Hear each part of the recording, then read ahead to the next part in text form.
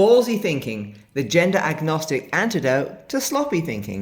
Do you notice how successful TV shows broaden out into different franchises? So you've got FBI Most Wanted, FBI International, Law and Order Special Victims Unit, Law and Order Organised Crime.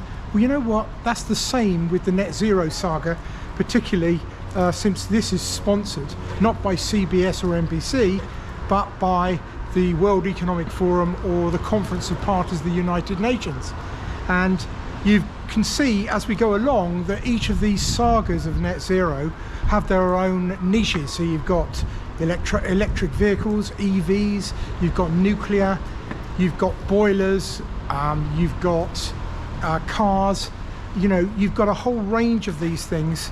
You've got solar, heat, all of these things have their own particular little niches that develop their own problems, and where the policymakers who are so desperate to push net zero push these things around these particular topics, which is all very well and good.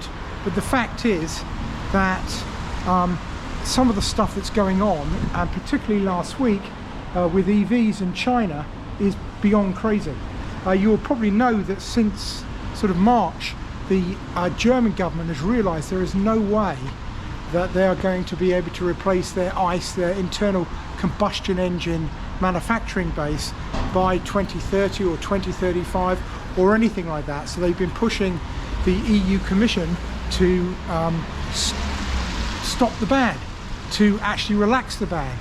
And I'm not surprised, because they're so far behind in EVs and battery technology to the Chinese that they know that they're just going to be decimated in terms of their economic productivity.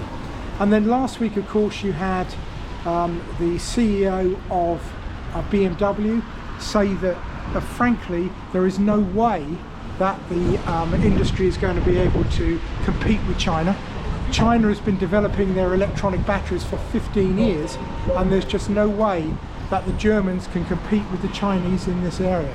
And trying to ban them, ban the ICE technology, is going to make what they call their base configuration, which is an ICE configuration, you know, superfluous, and it's just not going to happen. In particular, it's worth sort of looking at some of the things that the BMW CEO has talked about, and he talks very clearly, saying that China is the largest market for cars, has for the last 15 years built up an electric vehicle industry that has cornered much of the world battery supply chains.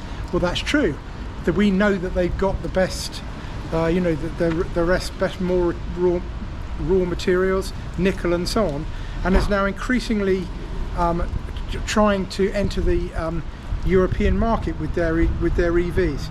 And he said, I want to send a message, I see that as an immediate risk, adding that the premium car makers such as BMW are better insulated against competition from the Chinese manufacturers, most of which target buyers of cheaper vehicles. He also questioned whether the bloc's deadline could be met in terms of its 2035 deadline on no more ICE vehicles. In a nod to a review of the EU's vehicle legislation planned for 26, he argued that European charging infrastructures was still far behind expectations. Well, we know that to be the case for the UK. The fact is that the UK has no real EV charging infrastructure, certainly won't be ready in time for 2030 when the internal combustion engine is going away. So, you know, what's the response of the European Commission?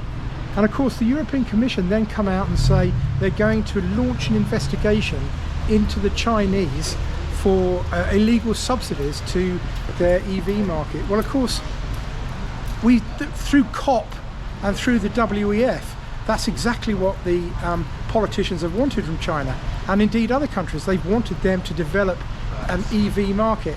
And so what we see now is that the EU, in desperation, because of the potential market leading position of the Chinese, have introduced this this subsidy investigation. And of course the Chinese have responded immediately.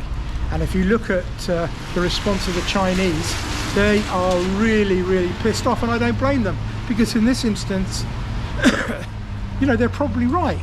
They put money into EVs, and the West hasn't done that, and it's going to cause all sorts of problems. And of course, this is going to end up in some sort of really dirty trade war, and the fact is that can be no good for anyone. And the European Commission, the UK, all of these Western countries, believe that we can survive by almost decoupling from China.